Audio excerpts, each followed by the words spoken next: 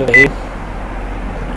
So, in the last lecture, we talked about the carcinoma of the gallbladder, and today we are going to have a very brief overview about the benign and malignant tumors of the liver, various liver resections which can be performed for various malignancies and otherwise, and a very basic introduction about liver transplantation. So we start with the various benign and malignant tumors which can happen in the liver. Now please recall, take a while and tell me which is the most common malignant tumor of the liver. Most common malignant tumor of the liver. The most common malignant tumor of the liver is a metastasis. Remember this thing, please. The primary malignancy of liver is much less commoner than a metastatic hepatic disease. So they are classified, the benign tumors. We've talked about hemangioma, hepatic adenoma, focal nodular hyperplasia. Now the important thing to remember about benign tumors of the liver is that their treatment depends upon the kind of symptoms they are producing. क्या symptomatic है कि नहीं. अगर एक हीमेंजियोमा है, ना उसका size बड़ा है, ना वो एक्सपैंड कर रहा है, वो किसी किस्म का कोई सिम्टम प्रोड्यूस नहीं कर रहा, तो उसको क्या ट्रीट करने की ज़रूरत है? यूजुअली उसको ट्रीट करने की ज़रूरत नहीं है. हाँ, अगर वो एक्सपैंड हो रहा है, हाँ अगर वो ऑब्स्ट्रक्शन कर रहा है, हाँ अगर उसकी साइट या साइज़ की वजह से इश्यूज़ है, then you decide about treating that lesion. However, for malignant tumors, you need to treat them. You need to, if possible, resect them, and subsequently other treatments might be used as well. So the malignant tumors of the liver include the hepatocellular carcinoma, जिसको hepatoma कहते हैं, cholangiocarcinoma, hepatoblastoma in children, और mats की बात हमने पहले भी की.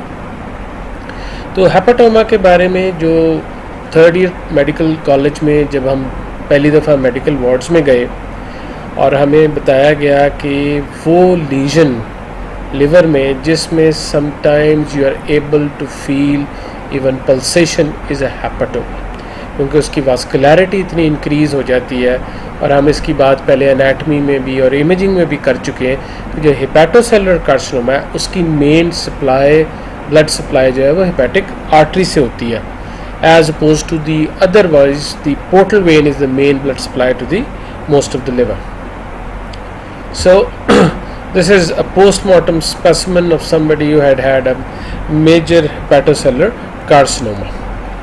Now the most common risk factor for hepatocellular carcinoma is liver cirrhosis.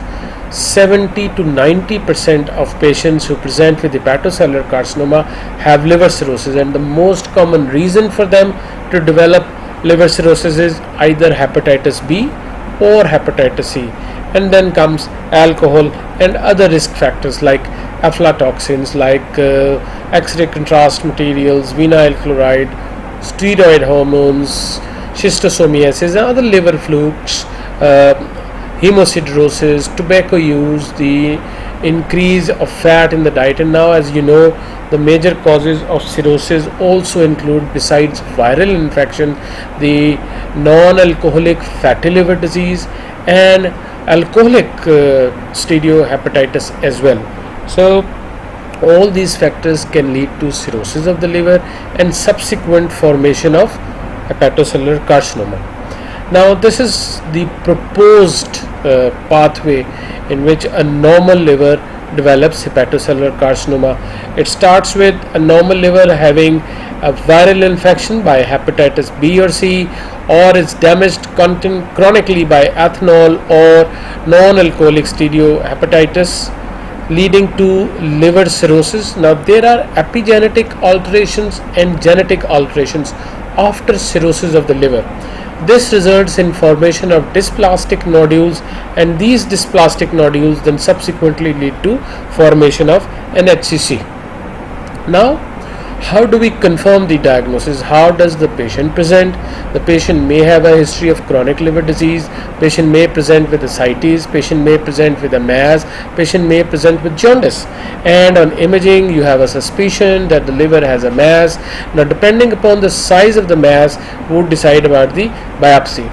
In patients whose lesion is less than 1 centimeter, usually a close follow-up and conservative management is done and no biopsy is recommended.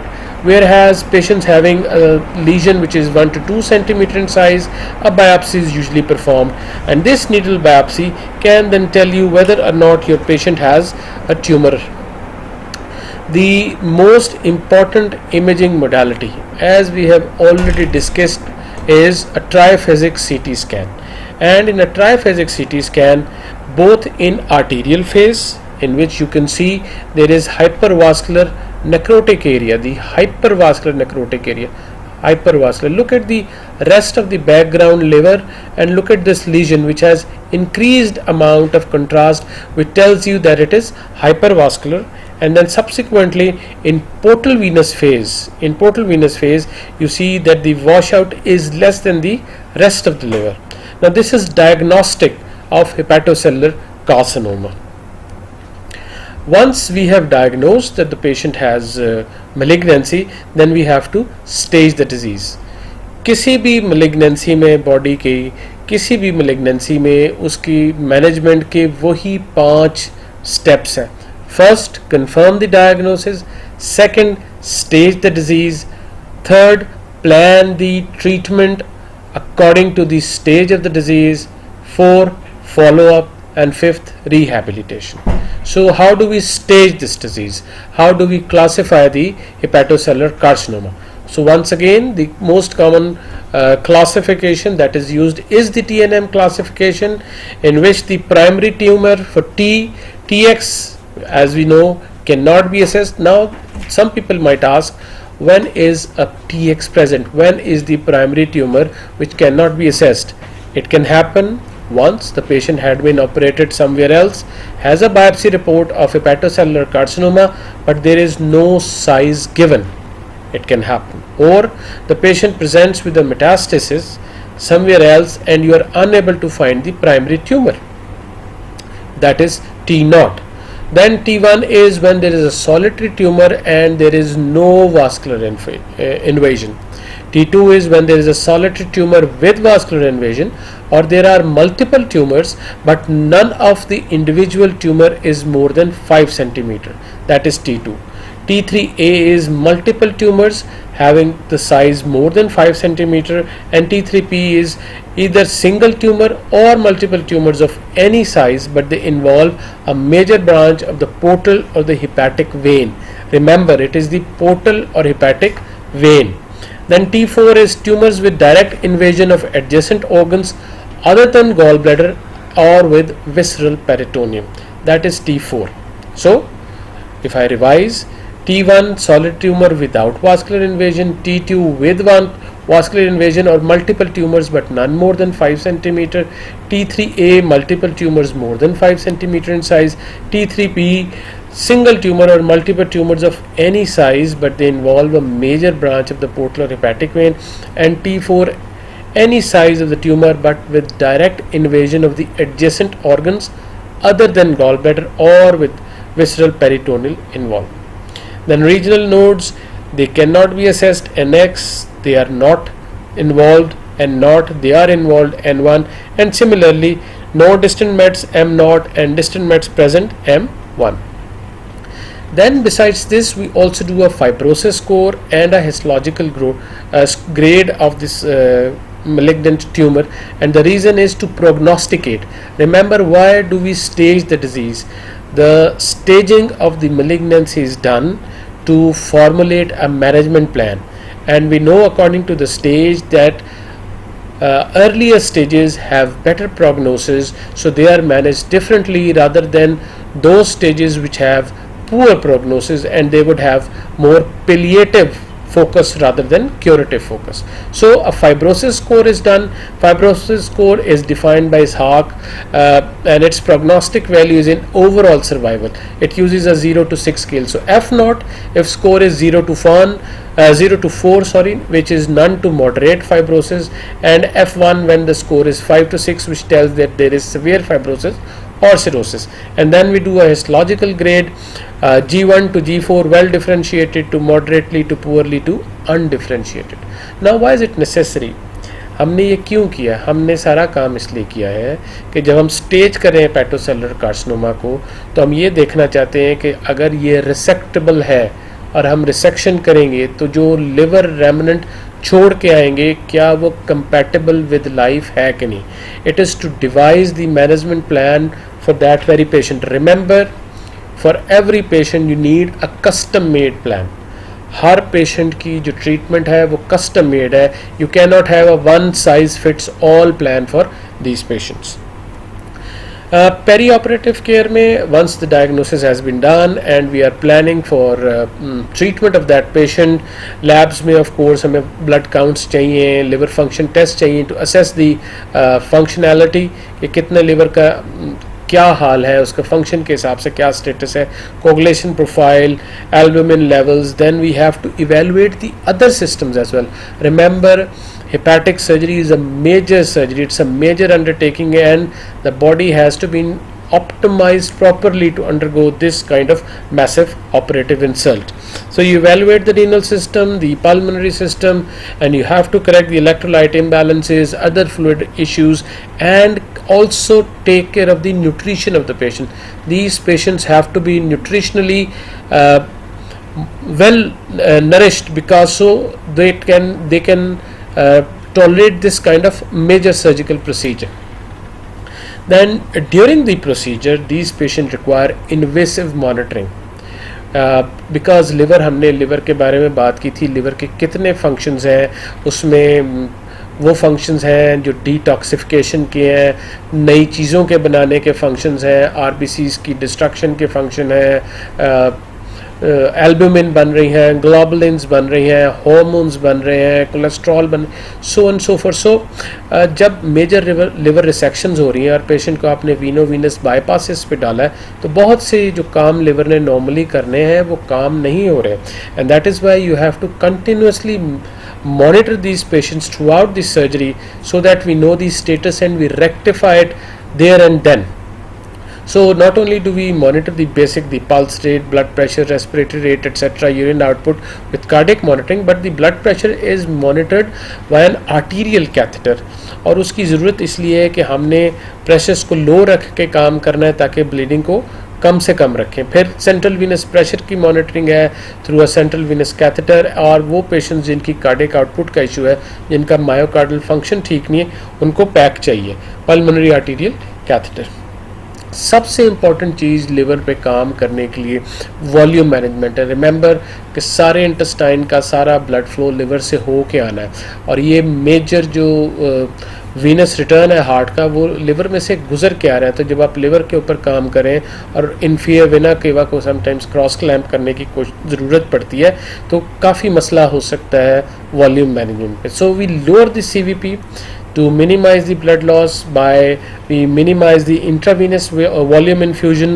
We use intravenously nitroglycerin to dilate the veins, and we lower the PEEP, the positive and expiratory pressure. जो हम patient ventilator पे है during anaesthesia, तो PEEP को लो कर देते हैं जब हम रिसेक्ट कर रहे होते हैं 5 centimetre water. Once again the reason is to minimize the blood loss. Then you have to do fluid replacement by colloid and balanced crystalloids. आपको याद होगा कि क्रिस्टलॉइड और कोलॉइड में फ़र्क क्या होता है. क्रिस्टलॉइड्स वो है जिस सोल्यूशन में सॉल्यूट के पार्टिकल्स का साइज़ छोटा होता है 30,000 डाल्टन से, और वो कैपिलरी के अक्रॉस नहीं जा सकते. कैपिलरी पर में मेम्ब्रेन के अक्रॉस जा सकते हैं क्रिस्टलॉइड में, और कोलॉइड का जो साइज़ है सॉल्यूट पार्टिकल्स का वो चूँकि बड़ा होता है और वो कैपिलरी की मेम्ब्रेन के अक्रॉस नहीं जा सकते, तो इंट्रावास्कुलर वॉल्यूम को मेंटेन करते हैं. तो आपने ऐसी रिप्लेसमेंट करनी है कि कोलॉइड और क्रिस्टलॉइड का बैलेंस रहे, ना पेशेंट ओवरलोड में जाए और ना पेशेंट अंडर इन्फ्यूज्ड रहे. You have to use FFPs, fresh from plasma, coagulation factors, and fresh blood also during this surgery. अच्छा, इस सब को ब्लीडिंग को कंट्रोल करने के लिए और ट्यूमर के साइज़ पे काम करने के लिए आप पहले कीमो एम्बलाइजेशन भी कर सकते हैं. Chemo embolisation can be used as a palliation as well as for preparing your patients for surgery as well. Irresectable tumours को, बड़े ट्यूमर्स को आप कीमो एम्बलाइज करते हैं, उसकी वजह से उसका साइज़ छोटा हो जाता है और वो रिसेक्टेबल हो जाता है. कैसे करते हैं? We know we place the catheter via the हम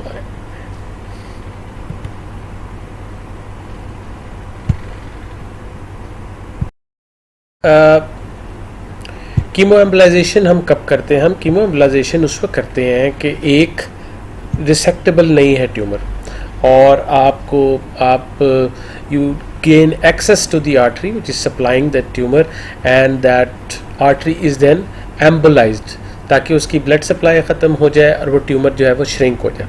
सिमिलरली जो लार्ज साइज ट्यूमर हैं जिनमें रिसेक्शन अदरवाइज पॉसिबल नहीं है उनको भी कीमो एम्बलाइजेशन के बाद आप रिसेक्शन के लिए तैयार कर सकते हैं। और हमें पता है कि इसकी बड़ी वजह वो एनाटॉमिकल डिफरेंस है कि जो हेपेटोसेलुलर कार्सिनोमास है यूजली जो मलिग्नेंसीज हैं लिवर की उनकी ब्लड सप्लाई आर्टीरियल है। सिमिलरली एक और पेलिएटिव प्रोसीजर जिसका हम तस्करा यहाँ कर सकते हैं वो रेडियो फ्रीक्वेंसी एब्लेशन है। रेडियो फ्रीक्वेंसी को भी एब्लेशन के लिए इस्तेमाल कर सकते हैं। ये उन पेशेंट्स के लिए जो सर्जिकल रिसेक्शन के लिए इधर फिट नहीं है, उनकी पल्मोनरी या और कंडीशंस ऐसी हैं कि they are optimized, they are not fit to undergo surgery और दी मेजर लिवर रिसेक्शन के बाद पेशेंट का लिवर रेमनेंट ऐसा नहीं है कि वो it is compatible with life. Now let's talk about the various liver resections that can be performed.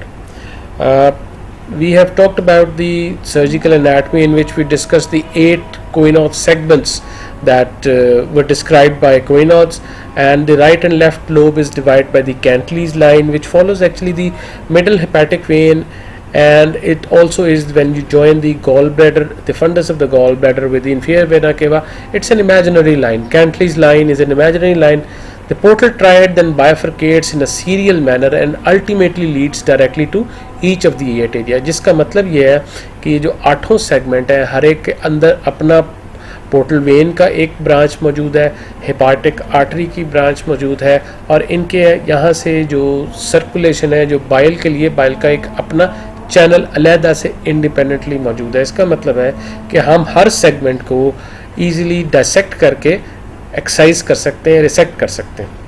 और जो हेपेटिक वेन्स हैं वो इन सेगमेंट्स के दरमियान रन कर रही हैं और मिडिल हेपेटिक वेन ने तो पहले 2 बड़े सेगमेंट्स बनाए, राइट और लेफ्ट, और उसके बाद राइट को 2 में डिवाइड किया, एंटीरियर और पोस्टीरियर में राइट हेपेटिक वेन में, और लेफ्ट को सुपीरियर और इन्फीरियर में डिवाइड किया लेफ्ट हेपेटिक वेन में।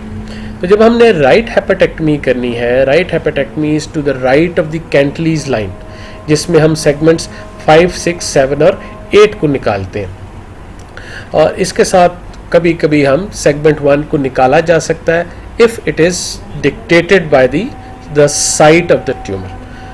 पेशेंट की पोजीशन जब भी हम हेपेटेक्टमी कर रहे हैं, चाहे राइट है, लेफ्ट है, एक्सटेंडेड है, जो भी हेपेटेक्टमी कर रहे हैं उसमें सुपाइन है विद मॉडेस्ट रिवर्स ट्रेंडलेनबर्ग। इसका मतलब है ट्रेंडलेनबर्ग पोजीशन वो होती है जिसमें 15 डिग्री हेड टिल्ट डाउन होता है, लेग अपवर्ड्स होती हैं। ये क्यों होता है? ट्रेंडलेनबर्ग ने वेरिकोज वेन्स की सर्जरी को बेसिकली डिस्क्राइब किया था और उसने ये पोजीशन जो है ट्रेंडलेनबर्ग पोजीशन इसलिए डिस्क्राइब की थी कि जब आप लोअर लिम्ब की वेन्स पे काम करें तो वो वेन्स एम्प्टी हों ताकि वहाँ पे ब्लीडिंग ज़्यादा ना हो। जब हम रिवर्स ट्रेंडलेनबर्ग करते हैं तो actually it means the 10 to 15 degree head up and legs down. So this is the position of the patient is supine. Incision which is commonly used is a bilateral subcostal and sometimes you may have an extension in the midline to xiphoid process. जब हम ये extension इस्तेमाल करते हैं तब इस incision को Mercedes Benz incision भी कहा जाता है। फिर लिवर को मोबिलाइज करते हैं, इसके जो लिगामेंट्स हैं फैल्सिफॉर्म राइट ट्रायंगुलर लिगामेंट को डिवाइड करते हैं, कोलिसिस्टेक्टमी करके गॉल ब्लैडर फोसा को एक्सपोज करते हैं and then right hepatic duct सबसे पहले डिवाइड होती है, then right hepatic arteries ligated and divided and then the right branch of portal vein is doubly ligated and divided. इसका मतलब है कि आपने जो इनफ्लो है ब्लड का वो आपने बांध दिया है, पोर्टल वेन को भी बांध दिया है, हेपेटिक आर्टरी को भी बांध दिया है इन द राइट साइड। तो उसके नतीजे में क्या होगा? See so the tumour was here and this is the Cantlie line. हमने सबसे पहले इसको फ्री किया, फैल्सिफॉर्म लिगामेंट को, राइट ट्रायंगुलर लिगामेंट को खोल दिया। उसके बाद हमने क्या किया, हमने जो राइट ब्रांचेज हैं हमने कोलिसिस्टेक्टमी की, कोलिसिस्टेक्टमी करके राइट हेपेटिक डक्ट को बांधा, राइट हेपेटिक आर्टरी को बांधा, और उसके बाद डबली लाइगेट किया जो राइट पोर्टल वेन की ब्रांच को. That resulted in the right lobe being freed from the diaphragm, and जो some small hepatic veins which are communicating with the IVC, अभी उनको लाइगेट किया. उसके बाद जो बड़ी राइट हेपेटिक वेन है उसको केयरफुली डिवाइड कर दिया लाइगेट करके. उसके बाद जब आप ये कर रहे हैं, meanwhile there would be a line of demarcation, colour change आ जाता है हेपेटिक पैरेन्काइमा के ऊपर, और आपको पता लग जाता है कि ये डीवास्कुलराइज सेगमेंट है जिसका हमने सारा इनफ्लो बांध दिया हुआ है. और फिर उसको हम मार्क करते हैं, डिमार्केट करते हैं, और पहले ही डीप मैट्रेस सूचर्स लगा देते हैं.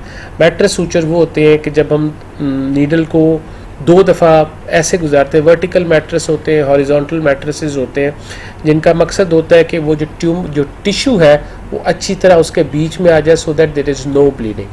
सो we demarcate line according to the color change, then we place deep mattress sutures to control bleeding, and then we use either an ultrasonic dissector or electrocautery or laser, या even water knife भी इस्तेमाल की जाती है हेपेटेक्टमी करने में. और अगर ज़रूरत पड़े तो मिडल हेपेटिक वेन को जो ब्रांचेस जाती हैं उनको इस मौके पे आपको लाइगेट और डिवाइड करना पड़ता है. मिडल हेपेटिक वेन इटसेल्फ को हम डिवाइड और लाइगेट राइट हेपेटेक्टमी में नहीं करते, हीमोस्टेसिस को सिक्योर करते हैं, and this is what the end result looks like. ठीक है, जो हमने की उसके बाद हमने ब्रांचेस को बांधा. ब्रांचेस को बांधने के बाद this is the left side, the left lobe which is in the patient, and the right lobe has been taken out. This is the ligation of the right hepatic vein.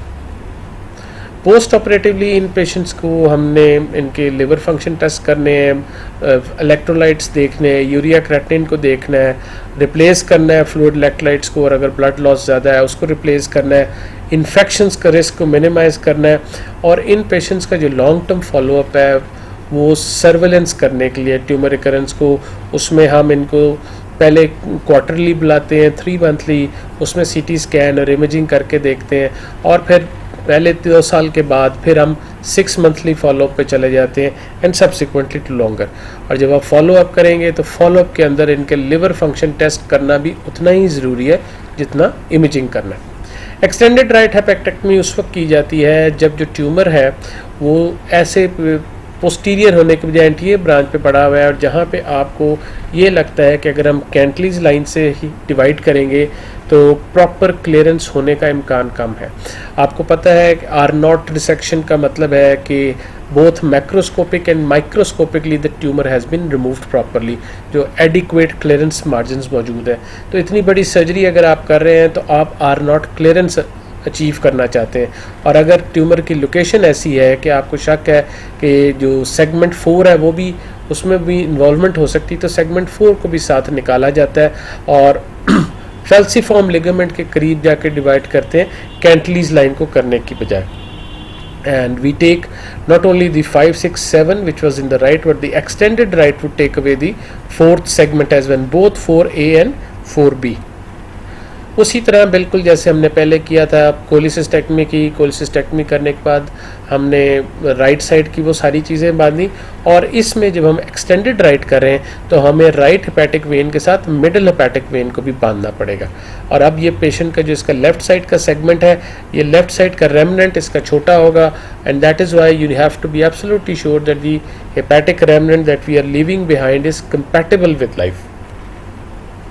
Left hepatectomy हम उस वक्त करते हैं जब हम segment 2, 3, 4 plus minus कोइनो segment जो segment 1 है उसको निकालते हैं, मोबिलाइज करते हैं लिवर को, फैल्सीफॉर्म लिगामेंट को डिवाइड करते हैं, लेफ्ट ट्रायंगुलर लिगामेंट को डिवाइड करते हैं, कोलिसिस्टेक्टमी करते हैं, पोटा में जाते हैं, पोटा में जाके लेफ्ट हेपेटिक डक्ट, आर्टरी और लेफ्ट ब्रांच पोर्टल वेन की लाइगेट करके डिवाइड करते हैं, लिगामेंटम विनोजम को डिवाइड करते हैं after lifting the left lateral segment, left hepatic when को लाइगेट डिवाइड करते हैं, और फिर वंस अगेन उसी तरह से लाइन ऑफ डिमार्केशन बनती है. आप उसको कॉटरी से उस लाइन को मार्क कर देते हैं, मैट्रेस सूचर्स लगाते हैं, और फिर आप हेपेटिक पैरेन्काइमा को डिवाइड करते हैं. तो see if the tumour is here what do you have to do, you have to do a left hepatectomy Cantlie's line से, इसी तरह से जाएंगे। कोलिसिस्टेक्टमी करेंगे, कोलिसिस्टेक्टमी करने के बाद डक्ट को बांधेंगे, डक्ट को बांधने के बाद आर्टरी को बांधेंगे, आर्टरी के बाद पोर्टल वेन की ब्रांच को बांधेंगे, पोर्टल वेन की ब्रांच के बाद उसके बाद आप हेपेटिक वेन को लाइगेट करेंगे और उसके बाद जो लाइन बन गई डिमार्केशन की वहाँ से डिवाइड कर देंगे। और ये डिवाइड करने के बाद this is the hepatic remnant. Right side का लिवर थोड़ा बड़ा होता है, ये थिक होता है, तो हमने इसकी मिडिल हेपेटिक वेन, जिस तरह हमने राइट हेपेटेक्टमी में मिडिल हेपेटिक वेन को नहीं बांधा था, एक्सटेंडेड राइट में बांधा था, इसी तरह हम लेफ्ट हेपेटेक्टमी में मिडिल हेपेटिक वेन को नहीं बांधते, हम सिर्फ लेफ्ट हेपेटिक वेन को बांधते। समटाइम्स जब ट्यूमर इतना ज़्यादा होता है, ऐसी जगह पे लोकेट होता है कि जो रेमनेंट है लिवर का वो इस काबिल नहीं होता, it is not compatible with life, या चूँकि ये हमें पता है कि 70 to 90% सिरोटिक पेशेंट्स हैं जिनके अंदर ये मलिग्नेंसी डेवलप हो रही है, तो उन पेशेंट्स का जो सेगमेंट आप छोड़ के भी आ रहे हैं वो भी सेगमेंट हेल्दी नहीं है। तो दीज पेशेंट्स में develop liver failure and they might liver transplantation. So liver transplantation, one of the reasons for doing liver transplantation may be malignancy, it may be primary malignancy, it may be metastatic disease, or it may be other reasons of causing chronic liver disease with hepatic failure. So it's a very brief overview about liver transplantation. 1963 में Thomas टाल्स ने सबसे पहले किया था बिलियट्रीजिया के लिए एक बच्चे को, और उसको कोगुलोपैथी हुई थी। The first patient who was operated did not live much, died within 24 hours. Definitely treatment for end stage liver disease जो है वो हमें पता है लिवर ट्रांसप्लांट है। इंडिकेशंस प्राइमरी बिलियरी एट्रीजिया बच्चों में, primary hepatic malignancy, metabolic liver disease, cirrhosis due to hepatitis B C, cirrhosis due to alcoholic liver disease, but these patients have to abstain for at least a period of 6 months prior to surgery. Otherwise, doing transplantation for somebody having alcoholic liver disease is not going to be successful. And then acute fulminant hepatitis, which may be because of acetaminophen, paracetamol or other causes. Kings college criteria, Kings college का जो hepatic transplant program है वो दुनिया के काफ़ी advance programmes में से, तो ये गाइडलाइंस उनकी इस्तेमाल करती दुनिया। एक्यूट फल्मिनेंट हेपेटाइटिस में क्राइटेरिया अगर ये फुलफिल हों तो फिर पेशेंट को ट्रांसप्लांटेशन ऑफर की जाती है। Acetaminophen induced fulminant failure, the pH less than 7.3 with INR more than 6.5 and a creatinine of more than 3.4, और non acetaminophen induced जो fulminant hepatitis है INR more than 6.5, only one, एक भी हो तो ये काफ़ी है, और any three of the following: age less than 10 or more than 40, duration of jaundice before encephalopathy more than 7 days, INR more than 3.5 and serum bilirubin more than 17 milligram per deciliters. Now what are the contraindications? When would you not offer a transplantation, liver transplantation to a patient? When there is active sepsis, when there is spontaneous bacterial peritonitis, HIV infection, if there is active alcohol or other substance abuse, if the patient is otherwise unfit for surgery, advanced cardiopulmonary disease है, patient इतनी बड़ी surgery को बर्दाश्त नहीं कर सकता, then you're not going to offer him that. Metastatic hepatocellular carcinoma is an absolute contraindication. हम hepatocellular carcinoma में जब disease सिर्फ confined है within the liver, only then you offer. Then Milan's criteria जो patients follow करते हैं: single nodule less than 5 centimeter, 3 nodules largest less than 3 centimeter, no extrahepatic involvement, no vascular involvement. ये है in hepatocellular carcinoma, ठीक है। एक single है, less then 5 है, या 3 से कम है, लार्जेस्ट 3 सेंटीमीटर से छोटा है, कोई एक्स्ट्रा हेपेटिक या वास्कुलर इन्वेजन नहीं है। University of California San Francisco के जो क्राइटेरिया है उसमें सिंगल नोड्यूल है लेस देन 6.5 सेंटीमीटर या 3 लीजन्स हैं, लेकिन उन सब का कलेक्टिव जो डायमीटर है वो 8 सेंटीमीटर से कम है। सो ये मिलान्स क्राइटेरिया है इन हेपेटोसेलुलर कार्सिनोमा जब आप किस पेशेंट को ट्रांसप्लांटेशन ऑफर करेंगे: single not more than 5 centimetre, or 3 none of them more than 3 centimeter, and there is absence of vascular invasion, and then is absence of extrahepatic spread. तो आप कहेंगे ये इसमें रिसेक्शन क्यों नहीं कर दिया आपने? ये इसकी वजह ये है कि ये जो पेशेंट का जो लिवर रेमनेंट होगा वो कंपैटिबल विद लाइफ नहीं होगा। लिवर रेमनेंट वो सारे फंक्शंस जो ज़रूरी हैं फॉर लाइफ के लिए वो ये करने के काबिल नहीं होगा। उसके अलावा जो स्कोर इस्तेमाल किया जाता है वो है model for end stage liver disease. ठीक है, ये मलिग्नेंसी के अलावा हैं जो मेल्ट स्कोर देखते हैं उन पेशेंट्स का जिनको वेटिंग लिस्ट पे रखा है, जो क्रॉनिक लिवर डिजीज़ के पेशेंट्स हैं जिनका liver failure because of various reasons है। इसमें क्रेटिन से स्कोर निकलता है, बिलीरुबिन से निकलता है और INR से निकलता है। And this is how it is calculated. This is 3.78 into log E of serum bilirubin plus 11.2 in log E of INR plus 9.57 into log E of serum creatinine plus 6.43।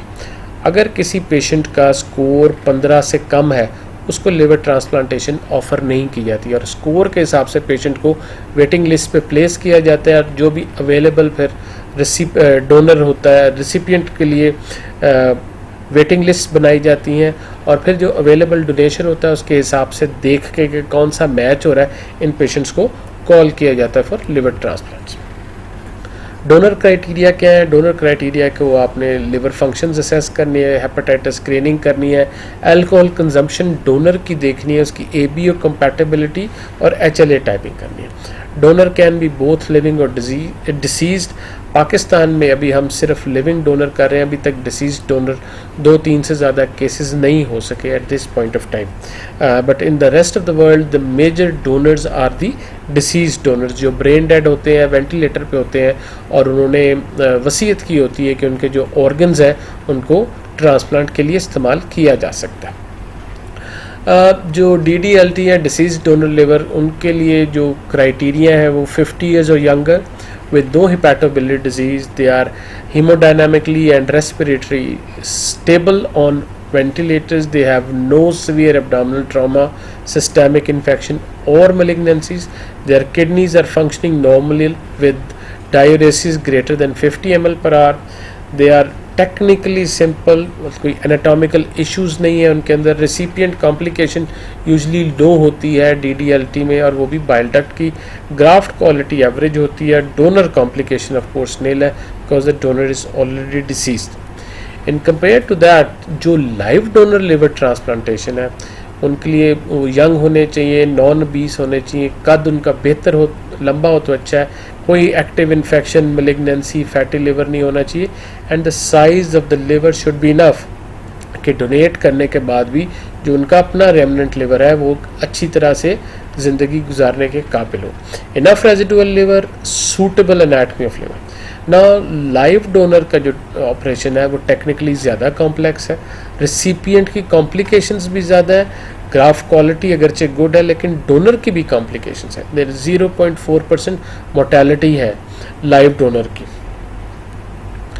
या donor operation, ये जो donor operation जिसकी हम यहाँ पे बात कर रहे हैं वो डिसीज्ड लिवर डोनर है, ठीक है, ये लाइव डोनर की बात नहीं कर रहे। लाइव डोनर के तकरीबन वैसे ही प्रोसीजर होता है, उसका भी बायोकॉस्टल एनसीएन यूजुअली यूज़ किया जाता है। जो डेड डोनर है उसका midline incision from the suprasternal notch to the pubic symphysis लगाते हैं, डायसेक्शन इनिशियली करते हैं विद बीटिंग हार्ट, उसके बाद उसकी कोल्ड परफ्यूजन इन सीटू करते हैं with aorta and portal vein cannulation और IVC का segment along with hepatic veins पूरे का पूरा निकालते हैं। Portal vein, coeliac artery with branches and bile duct transection, तो पूरी पोर्टल वेन से, और चूंकि ये जो डिसीज डोनर है इसके अंदर ये सारा कुछ किया जा सकता है, वेरएज लाइव डोनर के अंदर ये सब कुछ करना नहीं। लाइव डोनर के अंदर तो आप एक सेगमेंट, जैसे हमने पहले डिस्क्राइब किया था कि राइट हेपेटेक्टमी कर रहे हैं या लेफ्ट हेपेटेक्टमी करके वो जो सेगमेंट आप निकाल रहे हैं बाहर वो एज अ डोनेशन इस्तेमाल होगा।